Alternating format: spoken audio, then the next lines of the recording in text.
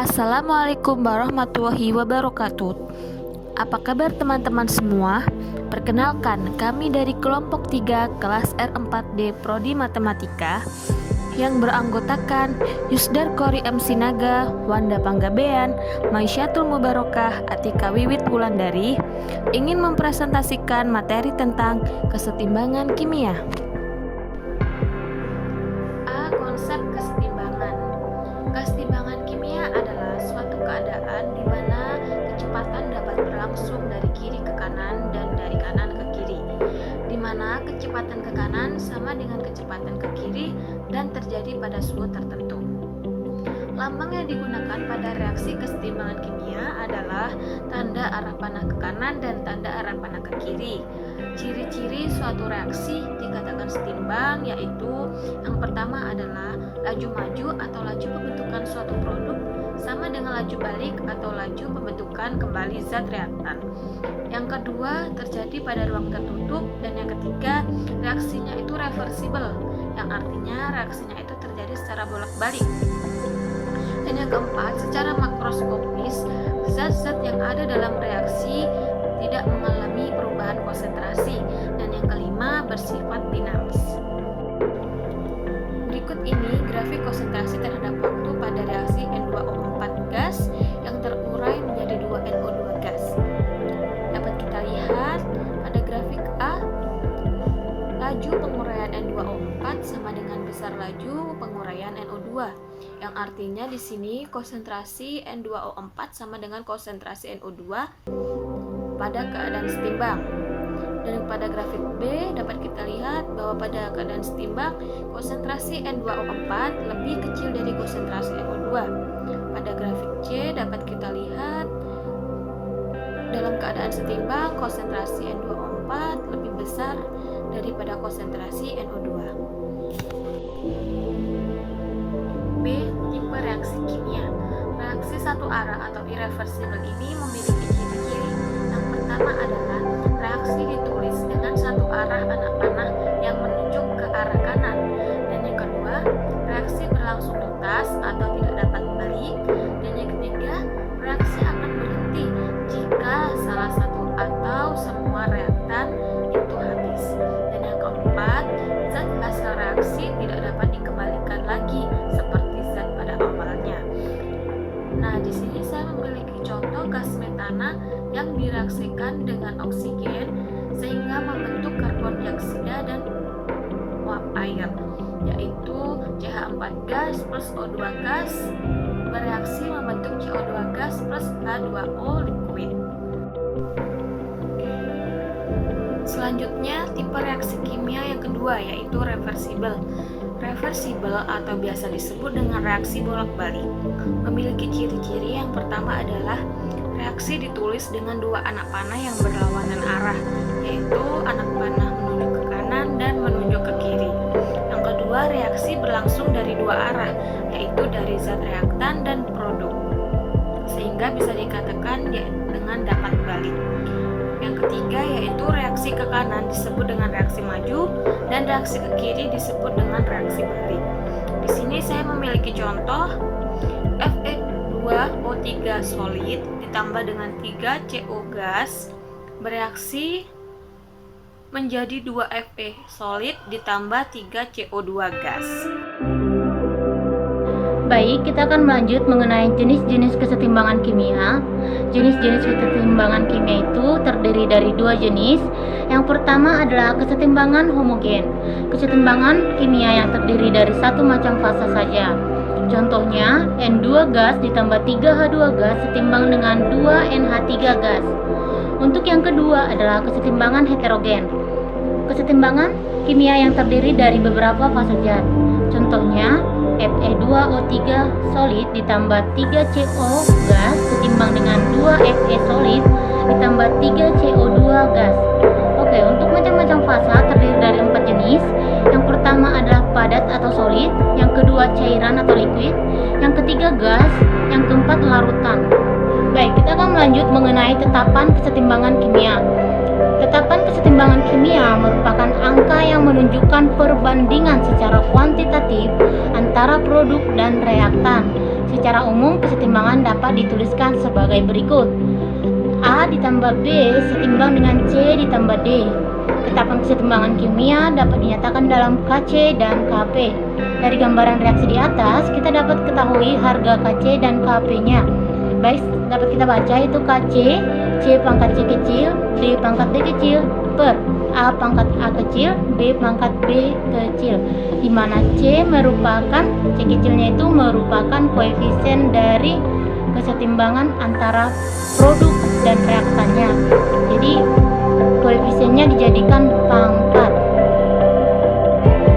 Baik, kita akan lanjut mengenai KC.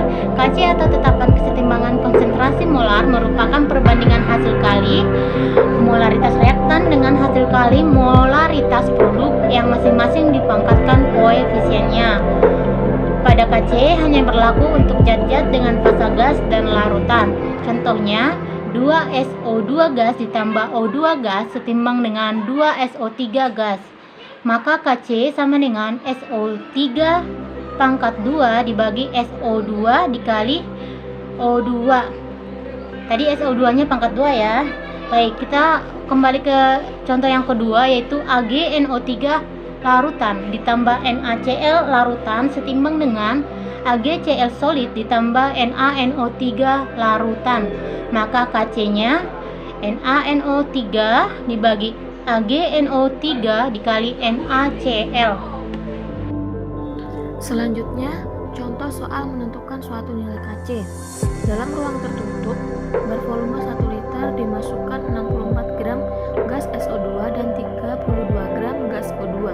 Setelah setimbang, ternyata terdapat 0,4 mol gas SO3. Tentukan besarnya konstanta kesetimbangannya. Baik, dapat kita jawab. Dari yang diketahui, dapat kita tentukan untuk nilai mol dari SO2 terlebih dahulu dan nilai mol dari O2. Nilai mol, besarnya nilai mol, dapat kita cari dengan massa dibagi dengan MR dari senyawa yang diketahui. Di sini gas SO2 masanya adalah 64 gram, maka kita masukkan 64 gram dari gas SO2 per dengan MR dari SO2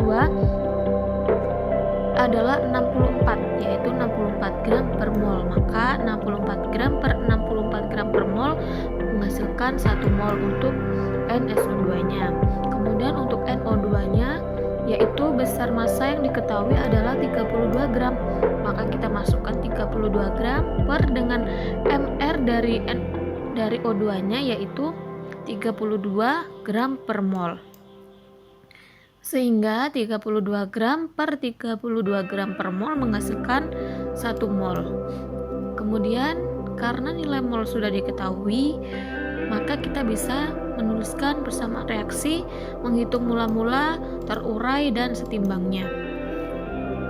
Persamaan reaksinya kita masukkan 2SO2 gas plus O2 gas bereaksi menjadi 2SO3 gas. Untuk nilai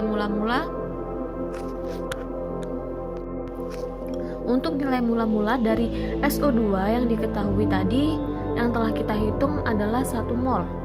Kemudian untuk O2-nya juga menghasilkan 1 mol. Kemudian untuk 2SO3-nya, kenapa ini kosong? Karena 2SO3 merupakan suatu produk, maka tidak memiliki mol mula-mulanya. Kemudian kita menghitung mol yang terurai. Dari soal dapat kita lihat bahwa setelah setimbang ternyata terdapat 0,4 mol gas SO3. Maka kita masukkan terlebih dahulu untuk nilai mol dalam keadaan setimbang untuk SO3-nya sebesar 0,4 mol. Mol dari SO3-nya adalah 0,4 mol, maka saat terurai SO3-nya adalah juga sebesar 0,4 mol.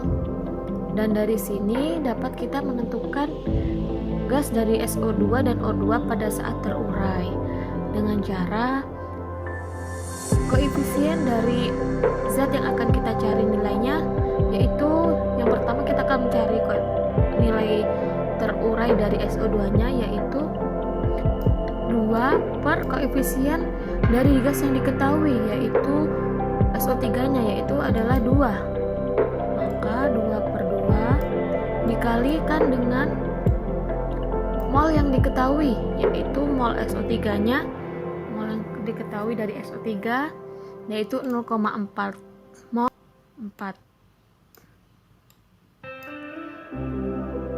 2 per 2 dikalikan dengan 0,4 menghasilkan 0,4 mol. Demikian juga untuk mol terurai dari O2 yaitu koefisien dari O2-nya yaitu 1 per koefisien dari yang diketahui SO3-nya yaitu 2 per 2 dikalikan dengan mol yang diketahui yaitu dari SO3-nya 0,4 menghasilkan 1 per 2 dikali 0,4 menghasilkan 0,2 mol. Dari sini langsung dapat kita hitung untuk mencari nilai mol dari keadaan setimbang untuk SO2 dan O2-nya.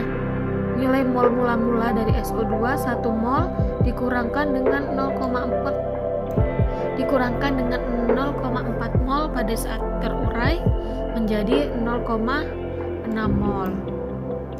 Menjadi 0,6 mol.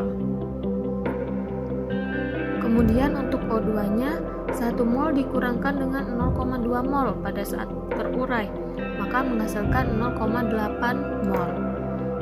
Nah, karena sudah diketahui dalam keadaan setimbang untuk nilai mol dari SO2, O2 dan SO3-nya, maka sebelum kita masuk ke menentukan nilai Kc, kita harus cari nilai dari molaritasnya dulu. Molaritas adalah N per V, di mana N adalah nilai molnya dan V-nya adalah volume yang diketahui. Di sini dari soal kita telah mengetahui bahwa bervolume 1 liter. Nah, berarti di sini jangan lupa kita tulis per 1 liter, per 1 semuanya. Maka setelah kita masukkan agar tidak lupa ya untuk nilai dari molaritasnya 0,6 per 1, 0,8 per 1, 0,4 per 1 untuk masing-masing zatnya. Kemudian kita dapat menentukan nilai Kc-nya. Nilai Kc adalah SO3 pangkat 2 dari koefisien SO3-nya dibagi dengan SO2 pangkat 2 koefisien dari SO2-nya dikalikan dengan O2 sama dengan untuk nilai molaritas dari SO3 tadi adalah 0,4 per 1 mol dipangkatkan dengan 2 kemudian per 0,6 per 1 yaitu nilai molaritas dari SO2 dipangkatkan dengan 2 dikalikan dengan 0,8 per 1 yaitu nilai molaritas dari O2 nya tadi sama dengan 16 per 100 per 36 per 100 dikalikan 8 per 10 menghasilkan, ini dapat kita coret 100 nya 16 per 36 dikalikan dengan 10 per 8 yaitu menghasilkan 0,56. Oke, kita akan membahas mengenai Kp. Kp atau tetapan kesetimbangan tekanan merupakan perbandingan antara tekanan parsial yang bisa disingkat dengan P X kecil, zat-zat kanan dengan tekanan parsial zat ruas kiri yang dipangkatkan dengan koefisiennya. Pada Kp hanya berlaku zat-zat gas saja. Contohnya, reaksi 2SO2 gas ditambah O2 gas setimbang dengan 2SO3 gas. Maka Kp-nya PSO3 pangkat 2 dibagi PSO2 pangkat 2 dikali PO2. Selanjutnya, contoh soal menentukan suatu nilai Kp. Sebanyak 6 mol gas amonia atau NH3 dipanaskan sampai terurai menjadi N2 dan H2. Pada saat kesetimbangan tercapai, ternyata tersisa 2 mol NH3. Jika tekanan total campuran gas 10 atm, maka tentukanlah Kp, yaitu menjadi 2NH3 gas bereaksi menjadi N2 gas plus 3H2 gas. Kita cari untuk nilai mula-mulanya, terurai atau pada saat reaksi, kemudian setimbang atau sisanya. Dari yang diketahui dalam soal, nilai mula-mula untuk NH3-nya adalah 6 mol. Kemudian untuk N2 dan 3H2 di sini kosong. Kenapa? Karena N2 dan 3H2 merupakan suatu produk. NH3 yang diketahui di sini adalah pada saat setimbangnya nilainya 2 mol. Untuk menghitung dan mencari yang lainnya, yaitu dengan cara 6 mol dikurangi dengan 2 mol, maka menghasilkan 4 mol. Kita tuliskan di sini 4 mol. Kemudian untuk mencari nilai terurai dari N2 dan 3H2 dengan cara koefisien dari N2 yaitu 1 dibagi dengan koefisien gas yang diketahui, yaitu koefisien dari NH3 1/2, kemudian dikalikan dengan 4 mol menghasilkan 2 mol. Demikian juga untuk zat H2-nya 3/2 dikalikan dengan mol zat terurai yang diketahui dari NH3 yaitu sebesar 4 mol. Maka di sini sudah diketahui pada keadaan setimbang nilai mol untuk NH3-nya 2 mol, N2-nya 2 mol, H2-nya adalah 6 mol. Jadi dapat kita masukkan untuk mencari nilai P dari masing-masing zat. Di sini PNH3 per 2/10 kali 10 sama dengan 2 atm. PN2 sama dengan 2/10 kali 10 sama dengan 2 atm. PH2 sama dengan 6/10 kali 10 sama dengan 6 atm. Sehingga nilai Kp dapat kita masukkan PN2 dikalikan dengan PH2 dipangkatkan dengan koefisiennya yaitu 3 per PNH3 dipangkatkan dengan koefisiennya yaitu 2 sama dengan 2 kali 6 pangkat 3 per 2 pangkat 2 menjadi 216 per 2 dan menghasilkan hasil akhir 108. Faktor-faktor yang mempengaruhi kesetimbangan. Yang pertama, tekanan. Apabila tekanan diperbesar, maka volume akan mengecil, sehingga kesetimbangan akan bergeser ke jumlah mol yang kecil. Contoh, N2 gas ditambah 3NH2 gas menjadi kesetimbangan 2NH3 gas. Bila tekanan diperbesar, maka akan bergeser ke kanan. Yang kedua, konsentrasi. Apabila salah satu ditambahkan konsentrasinya, maka kesetimbangan akan bergeser dan arah zat konsentrasinya ditambah. Contoh, N2 gas ditambah 3NH2 gas menjadi kesetimbangan 2NH3 gas. Bila konsentrasi dari N atau H ditambah, maka kesetimbangan bergeser menuju produk NH3. Volume. Apabila volume diperbesar, maka tekanan akan mengecil, sehingga kesetimbangan akan bergeser ke jumlah mol yang besar. Contoh, N2 gas ditambah 3NH2 gas menjadi kesetimbangan 2NH3 gas. Bila volume diperbesar, maka kesetimbangan kimia akan bergeser ke kiri. Yang keempat, suhu atau temperatur. Apabila suhu dinaikkan, maka reaksi akan bergeser ke arah reaksi endogen, relasi yang menyerap panas. Contoh, N2 gas ditambah 3NH2 gas menuju kesetimbangan 2NH3 gas delta H sama dengan plus 100 kcal. Bila suhu dinaikkan, maka kesetimbangan akan bergeser ke kiri menuju zat bereaksi. Pergeseran kesetimbangan. Menurut asas Le Chatelier, jika terdapat suatu kesetimbangan dilakukan aksi, maksudnya tindakan tertentu, maka sistem itu akan berubah sedemikian rupa sehingga pengaruh aksi tersebut akan menjadi sekecil mungkin. Beberapa faktor yang menyebabkan terjadinya pergeseran kesetimbangan adalah yang pertama, perubahan konsentrasi. Jika konsentrasi suatu zat diperbesar, akan bergeser dari zat yang diperbesar. Jika konsentrasi suatu zat diperkecil, akan bergeser ke zat yang diperkecil. Yang kedua, perubahan tekanan. Jika tekanan suatu zat diperbesar, besar akan bergeser ke koefisien yang kecil. Jika tekanan suatu zat diperkecil, akan bergeser ke koefisien yang besar. Yang ketiga, perubahan volume. Jika volume suatu zat diperbesar, akan bergeser ke koefisien gas yang besar. Jika volume suatu zat diperkecil, akan bergeser ke koefisien gas yang kecil. Yang keempat, perubahan suhu. Jika suhu suatu zat dinaikkan, akan bergeser ke delta H yang positif. Jika suhu sifat zat diturunkan, akan bergeser ke delta H yang negatif. Yang kelima, penambahan katalisator. Suatu katalis akan mempercepat reaksi dengan cara menurunkan energi aktivasi. Kehadiran katalis akan menurunkan energi pengaktifan baik untuk reaksi maju maupun untuk reaksi balik, sehingga keduanya mempunyai laju yang lebih besar. Oke, derajat disosiasi.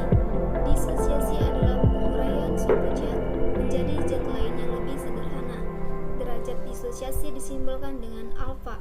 Kesetimbangan disosiasi adalah reaksi kesetimbangan dan reaksi penguraian gas. Dalam suatu reaksi kesetimbangan, zat bereaksi tidak pernah habis. Besarnya bagian zat yang terdisosiasi dinyatakan oleh derajat disosiasi, yaitu perbandingan antara jumlah zat yang terdisosiasi dengan jumlah zat mula-mula. Jika alfa sama dengan 0, maka zat tidak terdisosiasi. Jika alfa sama dengan 1, maka zat terdisosiasi sempurna. Dan jika alfa lebih besar dari 0, lebih kecil dari 1, maka zat terdisosiasi sebagian. Alfa sama dengan jumlah mol zat terurai per jumlah mol zat mula-mula. Selanjutnya, contoh soal menentukan derajat disosiasi. Diketahui reaksi kesetimbangan 2HI gas bereaksi menjadi H2 gas plus I2 gas jika 0,1 mol gas HI dimasukkan ke dalam wadah sebesar 1 liter dan dipanaskan pada suhu 100 derajat Celcius, terbentuk 0,02 mol gas I2. Tentukan derajat disosiasi pada saat keadaan setimbang. Pertama, kita tuliskan dulu untuk persamaan reaksi yang diketahui. Kemudian kita tentukan nilai mula-mula, terurai, dan setimbangnya. Nilai mula-mula yang diketahui dari soal untuk gas HI-nya adalah 0,1 mol, kita tuliskan. Kemudian terbentuk 0,02 mol gas I2, kita tuliskan 0,02 mol untuk I2-nya. Kemudian untuk menentukan mol terurai dari HI-nya dapat kita tulis koefisien dari HI yaitu 2 dibagi dengan koefisien dari nilai mol yang diketahui yaitu dari koefisien I2 yang mana koefisiennya adalah 1, maka 2/1 dikalikan dengan mol yang diketahui dari I2 yaitu 0,02, maka 2/1 dikalikan 0,02 menghasilkan 0,04 mol. Kemudian untuk H2 nya juga demikian, koefisien H2 nya yaitu 1 per koefisien dari I2 nya adalah 1 dikalikan dengan nilai mol dari I2 yaitu 0,02. 1/1 dikalikan 0,02 menghasilkan 0,02 mol.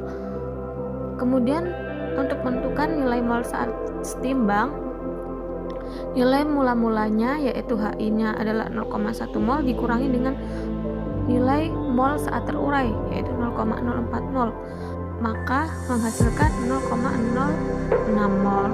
Kemudian untuk H2-nya karena dia merupakan suatu produk maka bisa langsung turun aja 0,02 mol, tulis kembali di sini. I2-nya juga 0,02 mol. Nilai derajat disosiasinya adalah nilai mol zat yang terurai dibagi dengan nilai mol zat yang awal yaitu mula-mulanya. 0,04 per 0,1 yaitu menghasilkan 0,4. Selanjutnya, H. Kesetimbangan dalam industri. Prinsip-prinsip kesetimbangan kimia dapat diaplikasikan dalam bidang perindustrian, terutama industri kimia. pembuatan amonia dan asam sulfat dalam industri. Yang pertama, proses pembuatan amonia. Amonia dibuat berdasarkan reaksi antara gas nitrogen dengan hidrogen yang menggunakan katalis permukaan platina. Reaksi pembuatan amonia ini dikemukakan oleh Fritz Haber dan disempurnakan oleh rekannya yakni Karl Bloch. Proses pembuatan amonia ini disebut proses Haber-Bosch. Yang kedua, proses pembuatan asam sulfat. Bahan utama dalam pembuatan asam sulfat adalah gas. Gas dibuat dengan cara proses kontak berdasarkan reaksi eksoterm. Nah, di sini kita ada latihan soal yang bisa teman-teman kerjakan untuk melihat seberapa paham teman-teman dengan materi yang kita sajikan. Silakan dikerjakan ya. Terima kasih telah menyimak materi dari kami. Semoga bermanfaat. Jangan lupa subscribe, komen, dan like video ini. Wassalamualaikum warahmatullahi wabarakatuh.